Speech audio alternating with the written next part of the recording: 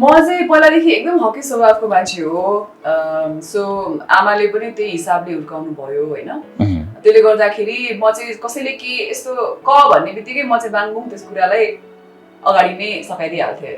मान्छेहरूले हुन्छ नि फ्लर्टहरू गर्ने अनि हामीलाई अब पब्लिक फिगर भनेर केही थाहा हुँदैन भनेर त्यस्तो नाङ्गो तस्विरहरू पठाउने, असली तस्विरहरू पठाउने त्यस्तो चाहिँ थुप्रै हुन्थ्यो। त्यही त समाजले कति भन्छ नि अब छोराछोरी बिग्रियो भने आमाले बिगार्यो, आमाले यस्तो गर्यो भन्छ। अनि कोही फादर्सहरूले हुर्काइरहनु भएको छ, फादर्सहरूले पनि बच्चा हेर्नु भन्छ, ओहो कस्तो राम्रो बाउ रहेछ भन्छ। तर आमाले त कति धेरै गर्नुहुन्छ, आमाको आफ्नो सेक्रिफाइस त छ नि।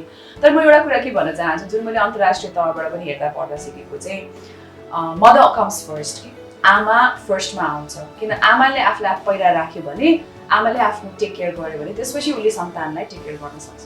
तर आमाले आफू टेक केयर गरेन भने उसले सन्तानलाई दिनुपर्ने मानसिक, शारीरिक, पौष्टिक आहारहरू केही पनि दिन सक्दैन, राम्रोसँग हेर्न सक्दैन। त्यो सन्तानमा केही न केही कम्प्लिकेसन्सहरू आइरहेको हुन्छ होइन। मलाई लाग्छ नि नेपाली इन्डस्ट्रीमा चाहिँ ग्रुपिजम छ क्या भाइ, धेरै ग्रुपिजम चाहिँ पक्कै पनि छ। एउटा ग्रुप बन्छ अनि आफ्नै ग्रुपसँग मात्रै काम गर्ने, सबैसम्म नयाँ मान्छेलाई अपर्च्युनिटी नदिने चाहिँ गरिन्छ। तर त्यो भन्दैमा हाम्रो मिडिया इन्डस्ट्रीमा मात्रै त्यस्तो छ भन्ने होइन। आई थिङ्क यो कुनै पनि पेसामा एकदम हुने कुरा हो नेपोटिजम र ग्रुपिजम भनेको। मेरो अनलाइन टिभी। नमस्कार दर्शकवृन्द, स्वागत छ मेरो अनलाइन टिभीमा। र आज मसँग स्पेशल गेस्टको रूपमा Miss Nepal 2002 beauty queen Malvika Subba हुनुहुन्छ। उहाँको धेरै परिचय छ र आज खास गरी उहाँसँग समग्रमा अहिलेसम्म उहाँले जुन कलाकारितामा यात्रा गर्नुभयो र सँगसँगै अरू धेरै क्षेत्रहरूमा उहाँले जसरी आफ्नो संलग्नता लिएर अगाडि बढिराख्नु भएको छ, यो सन्दर्भमा सँगसँगै अब उहाँ धेरै विषयहरूमा चाहिँ बोल्नु पनि हुन्छ। खास गरी वुमेन राइट्सको विषयमा पनि बोल्नुहुन्छ, अरू धेरै सोसल इस्युजमा पनि बोल्नुहुन्छ। यी समसामयिक विषयमा आज कुराकानी हुनेछ। उहाँलाई म स्वागत गर्न चाहन्छु। नमस्ते, स्वागत छ यहाँलाई। नमस्ते विशा। सन्चै हुनुहुन्छ? हजुर सन्चै छु। उत्तिकै राम्ररी देखिराख्नु भएको छ। तपाईँहरूको कृपाले। हजुर। तपाईँको आँखा राम्रो भन्नु पर्यो। छोरा 4 इयर्सको भइसक्नु भयो। धेरैले सोध्नुहुन्छ होला तपाईँलाई कसरी मेन्टेन गरिराख्नु भएको छ, कसरी मेन्टेन गरिराख्नु भएको छ भनेर। मलाई त्यही भएर त्यति आन्सरै गर्नु मन लाग्छ। आम नेपाली युवती अथवा संसारका जुनसुकै क्षेत्रका युवती हुन्, आमा बनिसकेपछि चाहिँ धेरै जिम्मेवारी बढिरहेको हुन्छ। सँगसँगै अलिकति फिजिकल्ली पनि त्यो फिट नभएको हो कि भन्ने चाहिँ आम मानिसले सोच्छन्। तपाईँहरू चाहिँ अलिकति यसमा चाहिँ अलिक फरक निस्किनु भएको हो कि भन्ने पनि कुरा गर्छन् होला मान्छेले। त्यो भन्दा पनि आफ्नो सोच हो। अहिलेको नयाँ पुस्ताको हेर्नुभयो भने धेरैजनाले आफ्नो स्वास्थ्यमा, खानपिनमा ध्यान दिनुहुन्छ होइन। तसर्थ उहाँहरू फिट नै रहनुहुन्छ आमा भइसकेपछि पनि। र धेरैजना चाहिँ कामकाजी महिला पनि हुने र घरै बस्नुहुने गृहिणीहरूले पनि आफ्नो स्वास्थ्यमा पहिलाको भन्दा धेरै ध्यान दिन थालिसक्नु भयो। सो म मात्रै एकजना त्यस्तो अगाडि देखिएको। अब हामी चाहिँ सेलिब्रिटी पब्लिक फिगर पर्यो जो चाहिँ मिडियामा अगाडि आएर काम गर्नुपर्छ त्यसरी हामीलाई त्यस्तो देखिएको हो। तर धेरैजनामा त्यो एउटा चेतना चाहिँ भइसक्यो। ओके, भनेपछि नेपाली महिलाहरू पनि सचेत बनिसक्नुभयो कि अब कसरी आफूलाई फिट राख्ने भनेर। ठिक छ। अब सन्तान उत्पादन पछिको तपाईँको जुन 4-5 वर्षको समय कसरी व्यतीत भयो? तपाईँलाई मैले सुनेको थिएँ कि अलिकति व्यवहारिक हिसाबमा केही कठिनाइहरू पनि भयो होइन। जुन रफ्तारमा तपाईँले त्योभन्दा अगाडि काम गरिराख्नु भएको थियो त्यही रफ्तारमा काम गर्न सक्नु भएन, त्यस्तै हो? यस्तो हुन्छ। अभिभावक चाहिँ एउटा महिला भएकै, आमा भएकै नाताले केही हदसम्म पुरुषभन्दा आफ्नो काँधमा चाहिने भन्दा बेसी अभिभावक बोकिन्छ। जसले गर्दाखेरि एउटा बुवाको कार्यक्षेत्र, एउटा बुवाको अभिभावक कहिलेकाहीँ ओझेलमा पनि पर्ने गर्दछ होइन। एउटा कुरा कस्तो छ भने हाम्रो जुन एउटा ट्रेडिसनल भ्याल्युजहरू जुन छ त्यसले गर्दाखेरि पनि यो पितृसत्तात्मक सोच, यस्ता सोचहरूले गर्दाखेरि यो यस्तो भलनरेबल अवस्था हो महिलाहरूलाई भनेको। गर्भवती हुनु, सन्तान जन्माउनु भनेको होइन, उत्पादन होइन, सन्तान जन्माउनु भन्नुपर्दा त्यो भनेको एकदम भलनरेबल फेज हो क्या लाइफको, पिरियड हो भनौँ न। त्यो बेलामा एकदम धेरै सपोर्ट, मानसिक र स्वास्थ्य उहाँहरूको जुन एउटा सोच छ त्यो पोजिटिभ हुनुपर्छ होइन। र त्यो हाम्रो नेपाली एउटा कन्सेप्ट जुन छ पुरानो खालको सोचहरूले गर्दाखेरि मलाई पनि बाधा पर्यो। कामको सिलसिलाले कस्तो हुन्छ भने जसरी मैले मेरो कामहरूको गर्दाखेरि मेरो सन्तान ठिक छ कि छैन, मैले उसलाई कसरी विचार गरेको छ कि छैन भनेर सोच्ने भनेको उसको बुवाको पनि उत्तिकै रेस्पोन्सिबिलिटी हो र उहाँले पनि त्यसरी नै गरिरहनु भएको छ। सो मलाई मात्र यस्तो भयो भनेर चाहिँ म डेफिनेटली भन्न चाहन्न, तर म पनि त्यो फेजबाट चाहिँ गुज्रेको हुँ। अब त्यो एउटा फरक थियो कि त्यो अहिले त्यति धेरै कुरा गर्न मन लाग्दैन, मैले पहिला पनि यसको बारेमा अन्तर्वार्ता दिइसकेँ होइन। एकदमै डिफ्रेन्ट कस्तो भने आफूले आफूमा एकदम कमजोर छु, म केही गर्न नसक्ने, म हेल्पलेस जस्तो फिल हुन्थ्यो कि त्यो बेलामा चाहिँ, र त्यस्तो अवस्थाबाट गुज्रेर अहिलेको यो अवस्थामा आइसकेको छु भन्नुपर्दा, पोजिटिभली सोच्नु पर्दा। तर तपाईँ त एकदमै साहसी महिला हो नि, तपाईँलाई पनि त्यस्तो कमजोरी फिल भएको क्षणहरू थिए भनेपछि त्यो पिरियडमा? अभियसली नि विश्व, अब यो कुरा चाहिँ पुरुषले बुझ्न सक्दैन, जो महिला यो अवस्थाबाट गुज्रिसक्नु भएको छ। प्रेग्नेन्ट हुने बित्तिकै तपाईँ फर्स्ट अफ अल तपाईँ एकदम धेरै विक फिल गर्नुहुन्छ होइन। पोजिटिभिटी पनि छ त्यसका कुराहरू, सन्तान जन्माउने कुराहरू, एउटा नयाँ जीवनका कुराहरू, नयाँ गाथाका कुराहरू छन्, तर पनि कस्तो हुन्छ भने त्यसले इमोसनली, मानसिक र शारीरिक तहले तपाईँलाई कमजोर बनाइदिन्छ कि, र त्यो चाहिँ एउटा लामो टाइमसम्म रहिरहन्छ। त्यो जुन एङ्जाइटी, त्यो डिप्रेसनका कुराहरू, त्यो कमजोर पक्षका कुराहरू एकचोटि त्यो मनमा जीवनमा परिसकेपछि, चाहे त्यो सन्तान नजन्म भए तापनि महिला र पुरुष या कुनै पनि जेन्डरलाई चाहिँ त्यो कुनै पनि बेला पर्न सक्छ होइन। म चाहिँ त्यस्तो फेजबाट गुज्रेको हुनाले त्यो मानसिक स्वास्थ्यमा ख्याल राख्नुपर्छ, ध्यान राख्नुपर्छ भन्ने कुरामा एकदम धेरै विश्वास गर्छु। ओके, अब भनेपछि तपाईँले त्यही तपाईँको अघिल्लो अन्तर्वार्ता हेर्दाखेरि सन्तान जन्माउनु चाहिँ निकै कठिन कुरा रहेछ।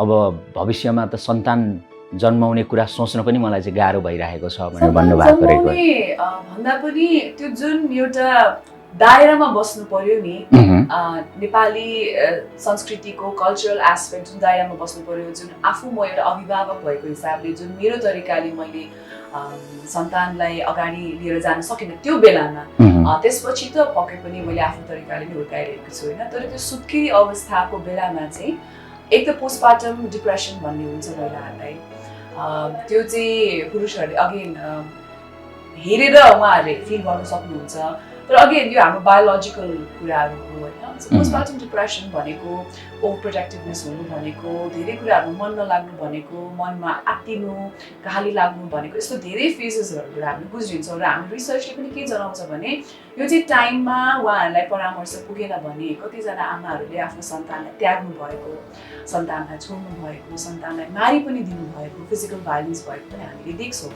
र त्यो चाहिँ हामीले यसको बारेमा स्टडी गरेनौँ, कुरा गरेनौँ, बुझेनौँ भनेदेखि यसको भयावह रूप पनि हुनसक्छ। र मैले यसमा के भन्न खोजेको भने म शिक्षित भए तापनि, मैले जति पढे तापनि आफूले घुम्ने बेलामा चाहिँ निकै नै गाह्रो महसुस हुँदो रहेछ। र त्यो बेलामा कसैको साथ भएन भने, कसैले मायाले बोलिदिनु भएन भने, कसैले प्रोत्साहन गरिदिनु भएन भने झन् त्यसले चाहिँ नेगेटिभ इम्प्याक्ट बढी हुँदो रहेछ भनेर भन्न खोजेको। ओके, ठिक छ। अब तपाईँले एउटा भयावह जुन स्थितिको कुरा गर्नुभयो, भर्खरै मात्रै राजधानीको एउटा कपनमा त्यो कार्टुनमा चाहिँ एउटा 2 वर्षको बच्चा जसरी फ्याँकिएको थियो भनेपछि त्यो सायद आमाले पनि कहिलेकाहीँ त्यस्तो कठोर निर्णय गर्न सक्छ कि त्यो तपाईँले जुन एउटा चाहिँ डिप्रेसनको कुरा गर्नुभयो, एन्जाइटीको कुरा गर्नुभयो। मैले विश्वको मनसाय बुझेँ, हामीले यो सोच चाहिँ के निकालिदिनुपर्छ भने सन्तानको अभिभावक आमाको मात्रै हो भनेर त्यो पहिला सुरु निकालिदिनु पर्यो।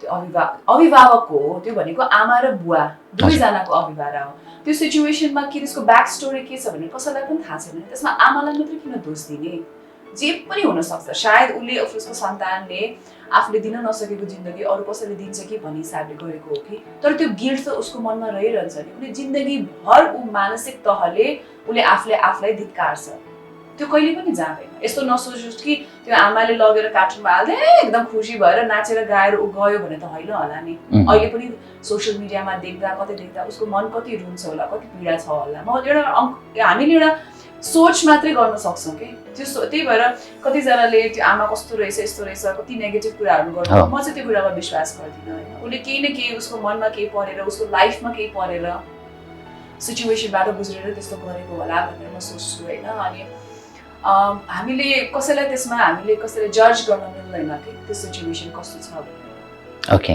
भनेपछि आमा भन्ने जुन शब्द छ यो आफैमा त्यति सहज चिज चाहिँ पक्कै पनि होइन रहेछ र तपाईँले पनि भन्नुभएको छ आमा बन्नु चाहन्छु नि कुरो पक्कै पनि होइन। त्यही त समाजले कति भन्छ नि, अब छोराछोरी बिग्रियो भने आमाले बिगार्यो, आमाले यस्तो गर्यो। भन्छ अनि कोही फादर्सहरूले हुर्काइरहनु भएको छ फादर्सहरूले पनि बच्चा हेर्नु भन्छ ओहो कस्तो राम्रो बाउ रहेछ भन्छ तर आमाले त कति धेरै गर्नुहुन्छ आमाको आफ्नो सेक्रिफाइस त छ नि तर म एउटा कुरा के भन्न चाहन्छु जुन मैले अन्तर्राष्ट्रिय तहबाट पनि हेर्दा पढ्दा सिकेको चाहिँ मदर कम्स फर्स्ट कि आमा फर्स्टमा आउँछ किन आमाले आफूलाई पहिला राख्यो भने आमाले आफ्नो टेक केयर गर्यो भने त्यसपछि उसले सन्तानलाई टेक केयर गर्न सक्छ तर आमाले आफूले टेक केयर गरेन भने उसले सन्तानलाई दिनुपर्ने मानसिक शारीरिक पौष्टिक आहारहरू केही पनि दिन सक्दैन राम्रोसँग हेर्न सक्दैन त्यो सन्तानमा केही न केही कम्प्लिकेसन्सहरू आइरहेको हुन्छ होइन त्यही भएर आमाहरू संसारभरिका आमाहरूले सन्तान जन्माइसकेपछि आफूले आफूलाई माया गर्नुपर्छ सेल्फ लभ भन्छौँ हामीले सेल्फ टेक केयर गर्ने भन्छौँ त्यो चाहिँ एकदम इम्पोर्टेन्ट कुरा हो ओके अब अलिकति विषयवस्तुलाई डाइभर्ट गरौँ कि अब तपाईँले जुन यो 4-5 वर्षको पिरियडमा काम जति गर्नुपर्ने थियो त्यो गर्न सक्नु भएन पारिवारिक एउटा चाहिँ नि तपाईँको व्यवस्था भनौँ अथवा सन्तान जन्माइसकेपछिको त्यो अवस्थाले गर्दाखेरि अब चाहिँ तपाईँ जुन रफ्तारका साथ काम गरिराख्नु भएको थियो ऱ्यापिडली तपाईँका पेन्डिङ प्रोजेक्ट्स लगायत अरू धेरै कुराहरू फेरि गर्न चाहनुहुन्छ तपाईँ ऱ्यापिड वेमा मैले गरिरहेको छु नि जस्तै मैले अब लास्ट इयर पनि मैले इनफ्याक्ट 3-4 टिभी सोजहरू एकै वर्षमा गरेकी थिएँ मैले ट्रेनिङ पनि गरिरहेको थिएँ यस्तो हो कि त्यो भनेको एउटा चोइस हो होइन त्यो मैले त्यो भन्दैमा ओहो मैले त कामै गर्न पाएन बच्चा भनेर त्यो मैले कम्प्लेन गरेको होइन त्यो मैले रियालिटी भनेको किनभने चाहिँ केही पनि काम गर्नुभन्दा अगाडि ल यो टाइममा मेरो यस्तो काम छ त्यो बेलामा मेरो बच्चालाई कसले हेरिदिन्छ भन्ने सोच चाहिँ त्यो डबल ट्रिपल दिमागमा आइरहन्छ होइन त्यो सबै क्यालकुलेसन अनुसारको गर्नुपर्छ जुन बेला पहिला जस्तै अब सिङ्गल हुँदाखेरि एकैचोटि ल कसैले ओहो यहाँ जानमा त मेरो यहाँ काम छ भनेर ब्याग स्याग प्याक गरेर हिँड्ने त्यो म अब गर्न सक्दिनँ होइन त्यो चोइसलाई मैले स्वीकार गरिसकेको छु I am fine with that I am okay with that होइन सो त्यही भएर कामै नगरेको भने डेफिनेटली होइन मैले काम त गरिरहेको छु होइन तर अगेन आमा हुनुभन्दा अगाडिको र आमा भइसकेपछिकोमा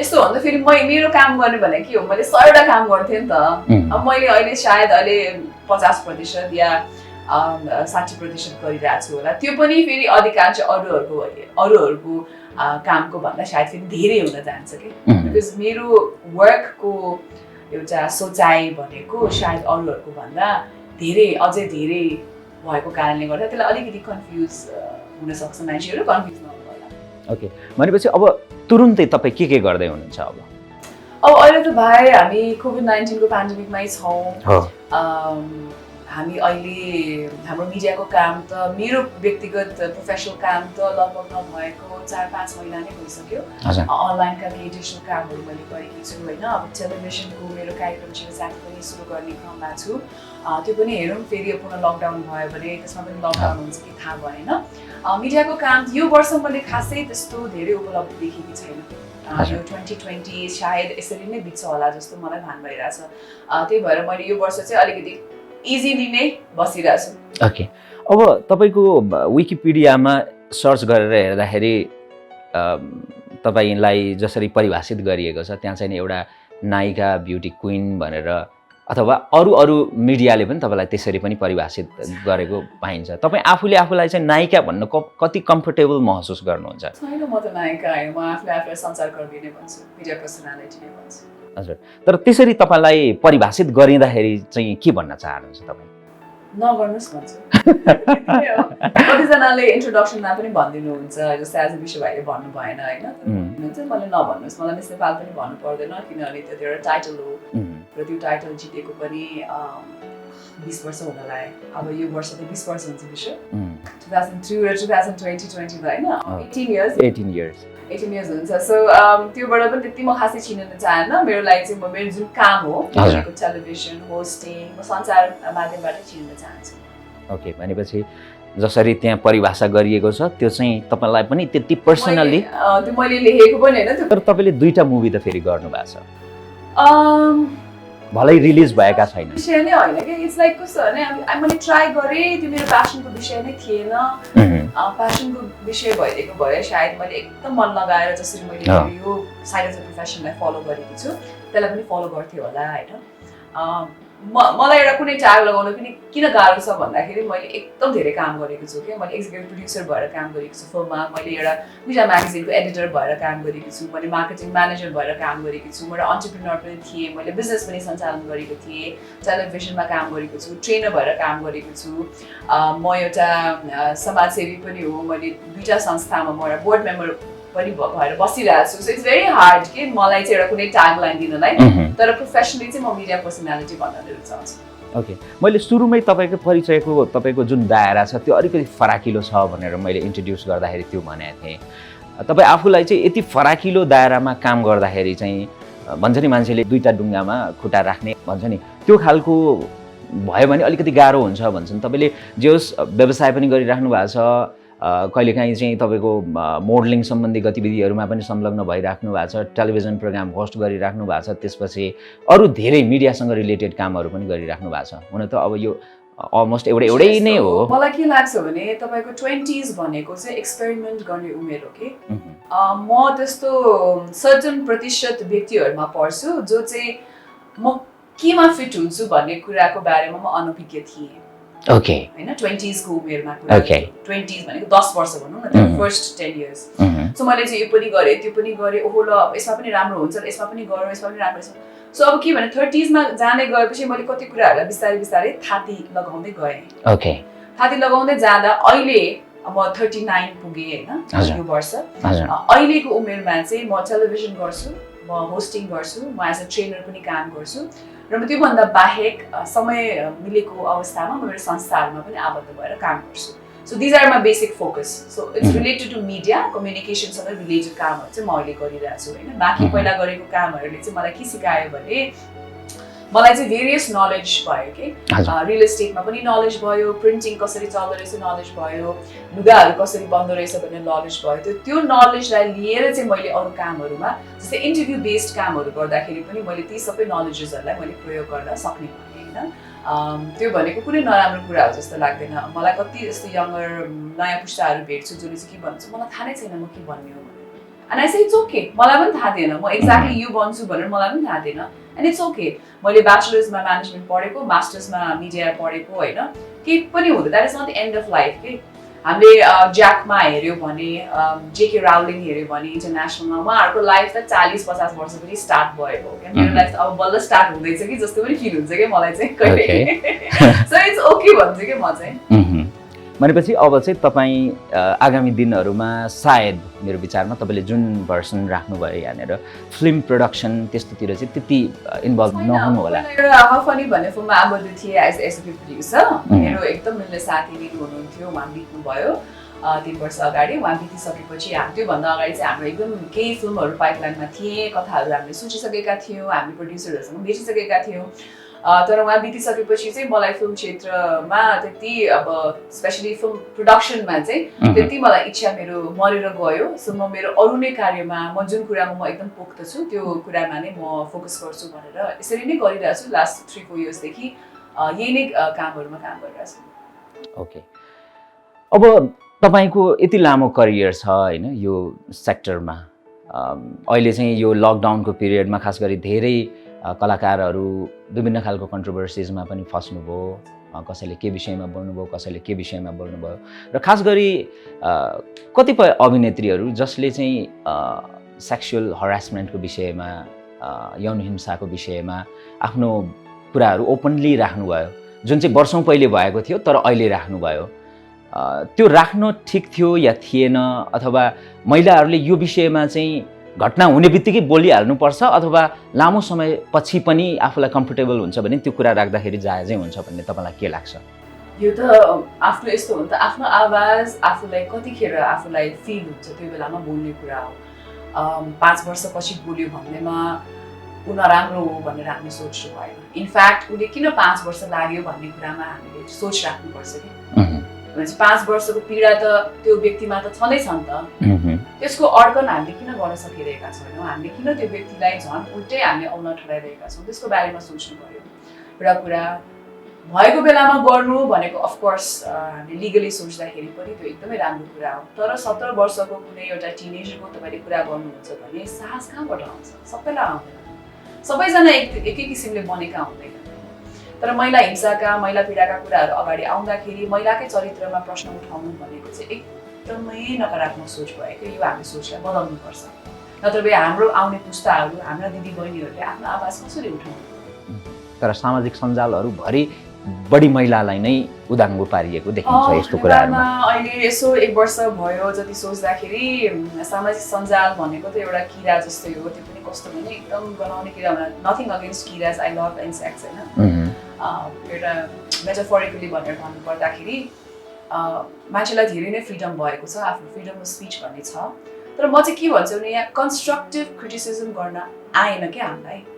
छाडापन, भल्गर शब्दहरू प्रयोग गर्नु, चरित्र हत्या गर्नु, भएन भएका लाछनाहरू लगाउनु, यो गलत भयो क्या प्रक्रिया। भन्नुहोस्, नेगेटिभ हुनुहोस्, क्रिटिसाइज गर्नुहोस्, तर शब्द हामीले के चयन गरिरहेका छौँ भन्नेप्रति हामी जानु पर्यो।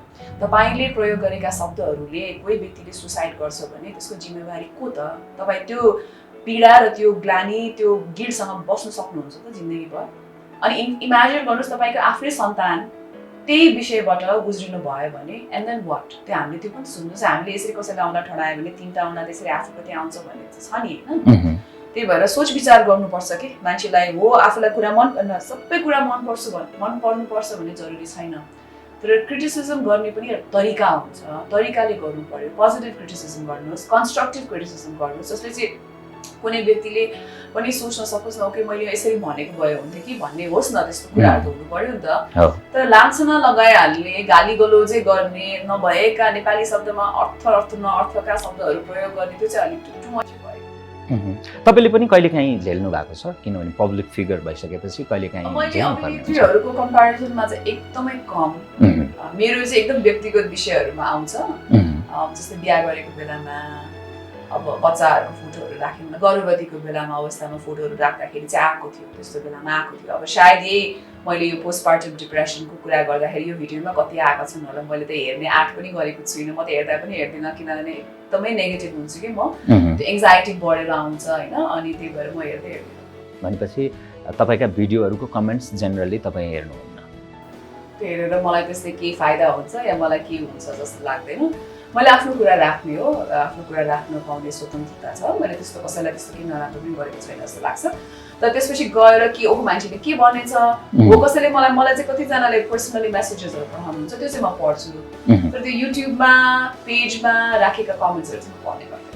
ओके, अब तपाईँले जुन किसिमले महिलाहरू बोल्नुपर्छ, निर्धक्क हुनुपर्छ, नडराइकन ठाउँको ठाउँ बोल्नु, आफूमाथि हिंसा भयो भने त्यो सबभन्दा राम्रो कुरा हो भनेर भन्नुभयो। तपाईँ पनि ग्ल्यामर फिल्डमा हुनुहुन्छ होइन। हरेक क्षेत्रमा भएको महिलाहरूमाथि हिंसा कुनै न कुनै तवरले भइराखेकै छ। तपाईँमाथि यो तपाईँको यति लामो करियरको दौडानमा कुनै समय कोही मानिसले त्यस्तो खालको नजरले अथवा त्यो खालको स्वभावले तपाईँलाई आक्रमण गरेको अथवा त्यो खालको हुन्छ नि, भन्नुहोस् न डाइरेक्टली कि तपाईँमाथि कुनै त्यस्तो हिंसाको प्रयासहरू भए? म चाहिँ पहिलादेखि एकदम हकी स्वभावको मान्छे हो। सो आमाले पनि त्यही हिसाबले हुर्काउनु भयो होइन। त्यसले गर्दाखेरि म चाहिँ कसैले के यस्तो क भन्ने बित्तिकै म चाहिँ बाङबुङ त्यस कुरालाई अगाडि नै सकाइदिइहाल्थेँ। त्यसले गर्दाखेरि धेरैजनाले सायद एक प्रकारले एक किसिमले आँट पनि गर्न सक्नु भएन उहाँमाथि होइन। सो म त्यस्तो लेभलमा चाहिँ परेको छुइनँ। प्रपोजल्सहरू आउने, मान्छेहरूले हुन्छ नि फ्लर्टहरू गर्ने, अनि हामीलाई अब पब्लिक फिगर भनेर केही थाहा हुँदैन भनेर त्यस्तो नाङ्गो तस्विरहरू पठाउने, असली तस्विरहरू पठाउने, त्यस्तो चाहिँ थुप्रै हुन्थे। बिहा गरेपछि र बच्चा भएपछि एकदम कम भयो त्यस्तो कुराहरू। मलाई त्यस्तो स्पेसिफिक त्यस्तो इन्सिडेन्ट चाहिँ म माथि परेको छैन। ए भनेपछि जे होस्, तर कुनै न कुनै तवरले एउटा हिंसा त हो नि फेरि त्यो पनि होइन। पक्कै पनि। र महिलालाई मात्रै हिंसा हुन्छ भन्ने जरुरी छैन। हुनसक्छ, तेस्रो लिङ्गीलाई हुनसक्छ होइन, जसलाई पनि हिंसा हुनसक्छ। हिंसाको बारेमा चाहिँ हामीले बोल्नुपर्छ कि, चाहे महिला होस्, पुरुष होस्, कुनै पनि जेन्डर होस्, बोल्नु चाहिँ एकदम जरुरी छ। जस्तो हजुर हो, यहाँले जस्तो तेस्रो लिङ्गीको कुरा गरिरहँदाखेरि यहाँका चाहिँ धेरै साथीहरू पनि त्यो समुदाय अन्तर्गत पर्नुहुन्छ। कहिलेकाहीँ तपाईँ पनि त्यही समुदायको हो पनि भन्छन्? त्यसरी उहाँहरूसँगको इन्टिमेट फोटोहरू सेयर गर्दाखेरि मलाई मतलब लाग्दैन भन्नुहुन्छ? आई लभ अल जेन्डर्स भन्छ म। त्यो चाहिँ कस्तो जेनरल पिपलले भन्ने हो कि अथवा तपाईँकै क्लोज फ्रेन्ड्स वा कसैले? मलाई कसैले आएर फेसमा भन्दैन कि विश्व सायद मेरो यो इमेज पर्सनालिटीले गर्दा होला धेरैले मेरो मुख अगाडि धेरै कुरा भन्न डराउनुहुन्छ होइन मैले चाहेर त्यस्तो भएको होइन है मेरो पर्सनालिटी नै त्यस्तो छ भन्दैमा म मान्छेहरूसँग मिल्न सक्दिनँ म मजाक गर्दिनँ म रमाइलो गर्दिनँ भन्ने त पक्कै पनि होइन मान्छेसँग मेरो चाहिँ कस्तो भने पोजिटिभ एनर्जी मिल्नुपर्छ जस्तो लाग्छ कि मान्छेसँग मिल्नको लागि मलाई वाहियात कुरामा जोक गरेको मन पर्दैन मलाई खिसी उडाएको मन पर्दैन होइन तर अब एकअर्कालाई चिनिसकेपछि जो गर्नु भनेको त्यो अर्कै कुरा हो सो या मान्छेले अज्युम गर्नुहुन्छ होला म गाइङ हल्ला पनि सुन्छु न okay with that fine with that I don't care ए सुन्नु पनि हुन्छ तपाईले त्यो चाहिँ त्यही फ्रेन्ड सर्कल्सबाटै आउँछ या जेस इन्डस्ट्रीकै कोही मानिसहरूबाट इन्डस्ट्रीबाट त थाहा भएन मलाई त्यस्तो इन्डस्ट्रीमा चाहिँ त्यस्तो किसिमले कसैले के त्यस्तो भन्नुभएको चाहिँ मलाई थाहा भएन जेस गाइङ हल्लाहरू चाहिँ त्यसरी सुन्नुहुन्छ ओके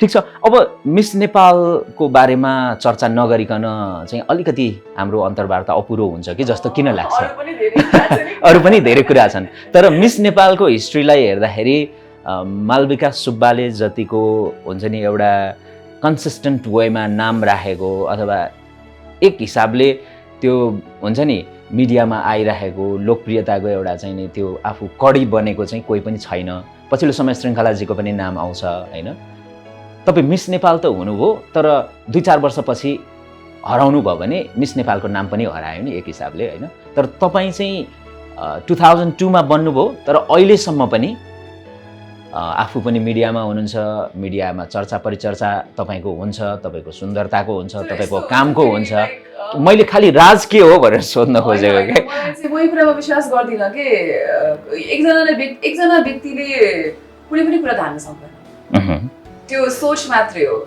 राजाले त राज्य धान्न सक्दैनन् भने म एकजना व्यक्तिले कुनै एउटा टाइटललाई जिन्दगीभर धान्न सक्छु त पक्कै पनि होइन नि यस्तो मिडियामा म आउँछु म मिडियामा छाएको छु मैले मिडियामा काम गरेको छु त्यही भएर मान्छेहरूले मेरो काम देख्नुहुन्छ तर जो मिडियामा हुनुहुन्न सायद उहाँहरूले भन्दा मैले भन्दा धेरै राम्रो काम गरिरहनु भएको छ होला त्यो अरूहरूले थाहा मात्रै नपाउनु भएको होला होइन सो त्यही भएर म यसको अभिभार लिन चाहन्न मलाई एकदम अनकम्फर्टेबल पनि लाग्छ किनभने हामी सबैजना मिस नेपालहरू एउटा परिवार जस्तो हौँ हामी सबै दिदी बहिनीहरू हौँ हामी एकअर्कालाई एकदमै धेरै रेस्पेक्ट गर्छौँ र यो कुरा अलिकति अनकम्फर्टेबल फिल हुन्छ कि मलाई यो हामी बिचमा केही कम्पिटिसन छैन कि एउटा जस्तै हामी 2002, 2003 भनौँ न 2004, 2005 को बिचमा केही पनि कम्पिटिसन छैन त खासमा त यो त अरूहरूले ल्याइदिएको कम्पिटिसन मात्रै हो होइन राज केही पनि छैन मेरो इन्ट्रेस्ट नै मिडिया हो मेरो जब नै मिडिया हो मेरो करियर नै मिडिया तपाईको कामको कारणले यो सबै भयो म यही फिल्डमा म काम गर्छु म यही फिल्डमा लङ टर्मसम्म रहिरहन्छु भन्ने मेरो सोच थियो म यसरी नै काम गरिरहेको छु कामको चयन कामको प्रक्रियामा म एउटा प्रोफेसनल तरिकाले जान्छु त्यो अगेन त्यो मेरो एउटा पर्सनालिटी हो त्यो मैले सिकेर आएको कुराहरू गरेको हुँ र त्यही सबैले मिस नेपालको लागि एउटा पोजिटिभ प्लस पोइन्ट जान्छ भने त्यो एकदम राम्रो कुरा हो जस्तो चाहिँ लाग्छ ओके मिस नेपालको सन्दर्भमा पनि पहिले त यति धेरै नकारात्मक मानिसले विचारहरू राख्थे तर पछिल्लो समय त त्यस्तो धेरै देखिएको छैन होइन तपाईँ आफै यो ब्युटी पेजेन्टलाई चाहिँ कसरी हेर्नुहुन्छ यो राम्रो छ महिलाहरूको व्यक्तित्व विकासको लागि वृत्ति विकासको लागि अब हामीले मिस नेपालको मात्रै म कुराकानी गर्छु र अरू एक दुईवटा प्याटर्नको हुन सक्छ सायद होइन हजुर पक्कै पनि व्यक्तित्व विकासमा एकदमै धेरै सहयोग गर्छ त्यो मात्रै होइन कि लिडर्स बनाइदिन्छ कि वुमेन लिडर्स प्रड्युस गर्छ बेसिकली तर त्यो पोलिटिक्ससँग रिलेटेड हुनुपर्छ भन्ने जरुरी छैन त्यो कुनै पनि पेसाको लागि हुनसक्छ होइन सो त्यो एउटा कुरा भयो अनि अर्को चाहिँ सामाजिक अभिभारा बोक्ने व्यक्ति पनि बनाइदिन्छ मिस नेपाल एउटा पब्लिक फिगर जस्तो बनाइदिन्छ भइसकेपछि होइन र उहाँको कामले गर्दाखेरि अरू क्षेत्रहरूलाई पनि सहयोग पुग्न सक्छ क्या किनभने धेरैले भन्नुहुन्छ एकजनालाई त बनायो अरूहरूले त के पाउँछ त भनेर भन्नुहुन्छ म चाहिँ के भन्छु भने त्यही एकजनालाई बनाएको भएर त उसले अरूहरूलाई तान्न सक्यो उसले अरूहरूलाई सहयोग गर्न सके जस्तै म जति पनि संस्थामा आबद्ध भएर काम गरिरहेको छु त्यसले कति युवा पुस्ताहरूको लागि एउटा अपर्च्युनिटी दिइसक्यो चाहे त्यो उद्योग व्यवसायमा होस् चाहे त्यो क्लाइमेट चेन्जमा होस् इन्भाइरोमेन्टमा होस् होइन चाहे त्यो महिलाको कुराहरूमा होस् कुनै पनि विषयमा होस् मैले अरूहरूलाई पनि उजागर गर्न सकेँ अरूहरूलाई पनि सहयोग गर्न सकेँ त्यो हिसाबले हेर्दा चाहिँ बेटर हुन्छ तर सबै कुरा पोजिटिभ नै भइसकेको भनेर चाहिँ म मान्दिनँ टाइम टाइममा कन्ट्रोभर्सीहरू चाहिँ आइरहेको हुन्छ होइन किनभने ब्युटी पेजेन्ट हो अब हाम्रो पनि सोच पहिलाको जुन थियो 21 वर्षको मालविका सुब्बाजी मिस नेपाल हुँदाखेरिको ब्युटी पेजेन्टको प्रति सोच थियो अहिले त्यो सोच छैन नि त मेरो म त धेरै ठुलो भइसकेँ परिपक्व भइसकेँ कतिवटा कुराहरू आफूलाई पनि चित्त नबुझ्न सक्छ होइन वी ग्रो अप के बेसिकली ओके, तपाईँ मिस नेपाल 2002 नभएको भए तपाईँले अहिले यो खालको पपुलारिटी यो खालको तपाईँको चर्चा परिचर्चा हुन्थ्यो भन्नेमा विश्वास गर्नुहुन्छ या त्यसले केही पपुलारिटी चाहिँ मलाई थाहा छैन, म काम चाहिँ यसरी नै गरिरहेको। ओके, तर त्यो ताजले केही हदसम्म तपाईँलाई सपोर्ट चाहिँ गरेछ? या इनफ्याक्ट मैले त्यो कुरा त नकार्नै मिल्दैन। त्यो ताजले मलाई एउटा पपुलारिटी दियो, तपाईँले भन्नुभयो जस्तै रातारात एउटा जेनरल पब्लिकबाट पब्लिक फिगर बनाइदियो। मान्छेहरूले त्यही कुराले चिन्नुभयो, खोज्दै आउनुभयो, कामको अफरहरू दिनुभयो, त्यसमा मैले नकार्नै मिल्दैन। जस्तो अब मिस नेपालको कुरा गर्दाखेरि फेरि मिस वर्ल्डमा सहभागी नभएको एकजना तपाईँ पनि प्रतिस्पर्धी, त्यो बेलाको परिस्थिति त्यस्तै थियो। कतिपयले यसो पनि भन्छन् कि मालविका सुब्बाले मिस वर्ल्डमा भाग लिएको हुँदा जित्ने सम्भावना पनि थियो भनेर भन्छन्। तपाईँको त्यो एउटा पर्सनालिटी हेरेर, तपाईँको त्यो एउटा ट्यालेन्ट हेरेर मान्छेले त्यसो पनि भन्छन्। तपाईँ आफूलाई पनि त्यो फिल हुन्छ कि हुँदैन कहिलेकाहीँ? कहिले पनि फिल भयो, किनभने त्यो मेरो चोइस थियो, चोइस हामीलाई दिएको थियो। 2001 मा जब हाम्रो दरबार हत्याकाण्ड भइसकेपछि नेपालको इकोनोमी एकदम स्लो भएको थियो र त्यसै अवस्थामा चाहिँ हामीले संस्थाले भनौँ न हिडन ट्रेजरले स्पोन्सर पाउन सक्नु भएको थिएन 2002 सालमा। 2001 सालमा भएन मिस नेपाल। हामीलाई त्यही पनि आह्वान उहाँहरूले गर्नुभयो, हामी सहभागी भयौँ कि समयको ट्रेनिङ भइसकेको थियो। अनि उहाँले आएर के भन्नुभयो भने ल यो साल यसो हेर्दाखेरि मिस वर्ल्डमा जान पाउला जस्तो छैन, तिमीलाई हामी चोइस दिन्छौँ, योभन्दा अगाडि नबढ्ने हो भने यहीँबाट जान सक्नुहुन्छ, अर्को वर्ष आउनुहोस् भनेर भन्नुभएको थियो। तर हामी मध्ये कसैले पनि त्यो चोइस लिएनौँ। अनि मैले चाहिँ के सोचेँ भने मलाई मिस वर्ल्डमा अन्तर्राष्ट्रिय सौन्दर्य प्रतियोगितामा जाने मेरो कहिले पनि सोच थिएन क्या विश्वमा। मलाई चाहिँ मिस नेपाल हुनु थियो, नेपालको लागि के गर्नु थियो, नेपालमै बसेर के गर्नु थियो भन्ने सोच थियो कि। सो त्यसले गर्दाखेरि मेरो लागि एकदम इजी चोइस भयो। हुन्छ म त यही वर्ष भाग लिने हो, म अर्को वर्ष खै थाहा छैन कहाँ हुन्छु होला, के गरेर हुन्छु होला पनि थाहा थिएन मलाई होइन भनेर मैले त्यसरी कन्टिन्यू गरेको। अनि त्यो चोइससँग म बसिरहेको छु। It's not a big deal for me. Okay, मेरो त्यो त्यहाँ सहभागी नभएर मेरो लाइफमा केही कमी भएको जस्तो चाहिँ मलाई लाग्छ। र त्यसमा खासै पछुताउनु पर्ने कारण पनि रहेनछ कि तपाईँहरू आफैले त्यो चाहिँ छनौट गर्नुभएको थियो? अन्तर्राष्ट्रिय फ्यासनमा जानु भनेको मेरो लागि फाइनेन्सियल स्ट्रगल एकदम धेरै हुन्थ्यो भनेर त्यो बेलामा, किन त्यो बेलामा त केही पनि सपोर्ट थिएन नि त।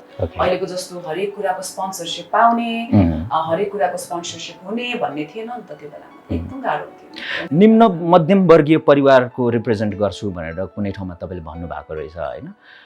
यो क्षेत्रमा लागेपछि नाम त डेफिनेटली कमाउनु भयो, अर्थ उपार्जनको कुराहरू पनि मान्छेले धेरै सोधिरहेको हुन्छन् नि, कतिको इम्पोर्टेन्स राख्छ त्यसले? भाडाको पैसा त तिर्नै पर्यो, गाडीको लोन तिर्नै पर्यो, बच्चाको स्कुल फिस तिर्नै पर्यो, बाँच्नु पर्यो, खानु पर्यो। म अहिले पनि आफूलाई मिडल क्लास पर्सन नै भन्न रुचाउँछु, किनभने म त्यसरी नै बसिरहेको छु। मेरो त्यस्तो कुनै लाभिस लाइफस्टाइल पक्कै पनि छैन। कामको सिलसिलाले गाडी चाहिन्छ भनेर करिब 3 वर्ष अगाडि मात्रै मैले गाडी किनेको हो, त्यो पनि सन्तान भइसकेपछि। अब यताउता जानुपर्छ, बच्चालाई बोक्नु पर्यो, बच्चालाई पनि लानु पर्यो, स्कुल पनि पुऱ्याउनु पर्छ भनेर मैले बल्ल गाडी किन्ने आँट गरेँ होइन। त्योभन्दा अगाडि त स्कुटरै चलाएर हिँडिरहेको थिएँ, धेरै वर्ष स्कुटरै चलाएर हिँडेँ। सो आफैले आफ्नो लागि सानै काम गर्ने उमेरदेखि, मैले लगभग 20 वर्षको उमेरदेखि काम गर्न थालेकी म, अब होइन 19 वर्ष भइसक्यो काम गर्न थालेदेखि आफूलाई सबै आफै गरिरहेको छु। मनी इज इम्पोर्टेन्ट, तर एट द सेम टाइम सोसाइटीको जस्तै भनौँ एउटा सोसियल सर्कल पनि इम्पोर्टेन्ट छ, फ्यामिली लाइफ पनि इम्पोर्टेन्ट छ। सबै कुराको समस्या पैसा मात्रै भएर पनि कोही पनि खुसी हुँदैन। सो मलाई चाहिँ ठिक्कको लाइफ लिड गरिरहेको छु, I am happy with that. भनेपछि जुन तवरले तपाईँले यो क्षेत्रमा लागेर नाम सँगसँगै केही दाम पनि कमाउनु भयो, त्यसले अहिले पनि फेजेस वाइज, किन हाम्रो बेलामा त्यस्तो कमाइँदैन थियो, त्यही भएर पनि मैले धेरै काम गर्नु परेको रिजन पनि त्यही थियो। एउटै संस्थामा बसेर 9 to 5 जब गरेर 10-11 हजार भन्दा धेरै कमाइँदैन थियो, even as a Miss Nepal, even as a TV presenter त्यो बेलामा होइन। भनेपछि मैले फ्रिलान्स गर्नुको मूल उद्देश्य नै अलिकति आफ्नो फाइनेन्सियल सस्टेनेबिलिटी होस्। मैले लाइफमा परेको बेलामा अहिले त्यही सेभिङले मलाई कोभिड-19 मा धेरै सहयोग गरिरहेको छ र त्यही सेभिङले मैले अरूलाई पनि सहयोग गर्न सकिरहेको छु। त्यही नै मेरो ठुलो कुरा।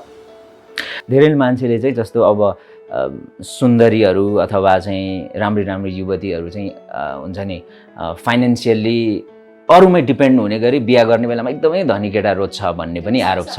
त्यो आई थिंक त्यो एउटा कुनै स्पेसिफिक ब्युटी कुनै स्पेसिफिक व्यक्तिलाई लागू हुने होइन त्यो कुरा होइन मान्छेको आफ्नो सोच हुन्छ अनि आई थिङ्क इट्स ओके के म त त्यही भन्छु every one is entitled to the opinion that's fine तिम्रो त्यो ओपिनियनले कसैलाई हार्म गर्दैन भने इट्स फाइन भन्छु क्या म चाहिँ तर त्यो मलाई चाहिँ लागू हुँदैन किनभने म पहिलादेखि नै एकदमै इन्डिपेन्डेन्ट व्यक्ति हो म अरूको पैसामा बाँच्ने व्यक्ति पनि पक्कै पनि होइन म आफ्नो आत्मबल र आफ्नो आफूले काम गरेको आफूले पसिनाले कमाएको पैसाले नै आफ्नो जीविका गरिरहेको छु लाइफ अगाडि बढिरहेको ओके श्रीमानसँग चाहिँ आर्थिक हिसाबमा चाहिँ कसरी कोअपरेसन हुन्छ सर्टन पर्सेन्टेज चाहिँ ओके यो पार्टको रेस्पोन्सिबिलिटी मेरो हो किनभने कमाउन त मैले धेरै कमाउँछु नि त होइन frankly speaking so certain part responsibility हो तर तिम्रो पार्टबाट तिमीले चाहिँ यो पार्टहरूलाई चाहिँ तिमीले गर्नुपर्छ त्यसरी डिभिजन गरिएको छ ओके त्यो धेरै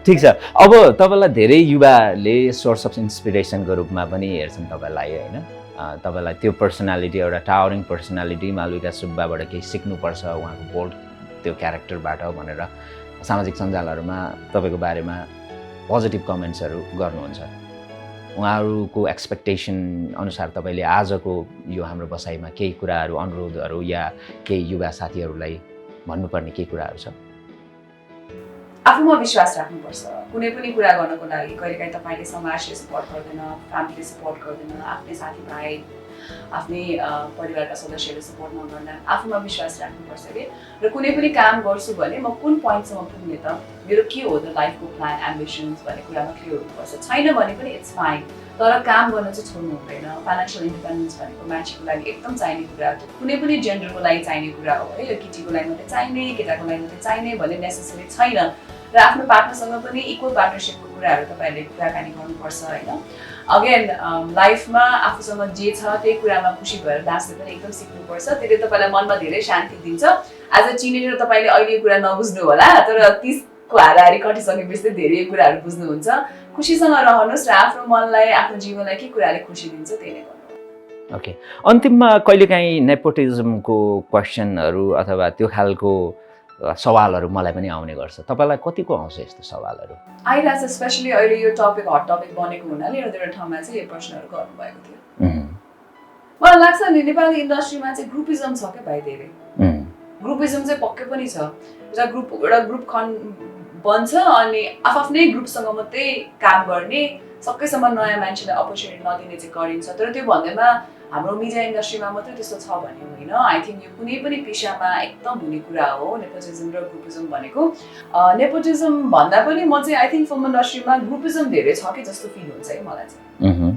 मिडियामा त त्यस्तो खास छैन होला मिडियामा पनि केही हदसम्म हुन्छ जस्तै अब काम कसैले राम्रो गर्छ तर उसँग कुरा मिलेन भने यहाँ काम गरिँदैन के and I think that's very wrong हुन्छ नि किनभने तपाईँको कसैसँग काम गर्नको लागि कुरै मिल्नुपर्छ भने छैन एकदम ट्यालेन्टेड छ तपाईँहरू दुईजनाको पार्टनरसिपले एकदम झन् क्रिएटिभ कुराहरू निस्किन्छ भने वाइ नट भन्छु कि म चाहिँ यो कन्ट्र्याक्ट गर्नुहोस् कि हामी यो कन्ट्र्याक्टभन्दा बाहिर जाँदैनौँ हामी योभन्दा धेरै बोल्दैनौँ भन्ने कुराहरू चाहिँ गर्नुपर्छ जस्तो लाग्छ होइन मैले यो मान्छे चिनेको छु यो ठिक छ यस्तो भन्नुहुन्छ क्या धेरैजनाले okay thank you so much तपाईँको अमूल्य समयको लागि जुन तपाईँहरूले आज हामीलाई स्टुडियोमै आएर समय दिनुभयो धेरै इम्पोर्टेन्ट कुराहरू चाहिँ राखिदिनु भएको छ युवा पुस्ताको साथीहरूको लागि पनि र केही समसामयिक विषयमा र खास गरी महिलाहरूमाथि पर्ने विभिन्न खालका समस्याहरूको विषयमा ओपनली तपाईँले बोल्नुभयो र जति पनि कुराहरू इस्युहरू आए ती सबैलाई चाहिँ तपाईँले सहजै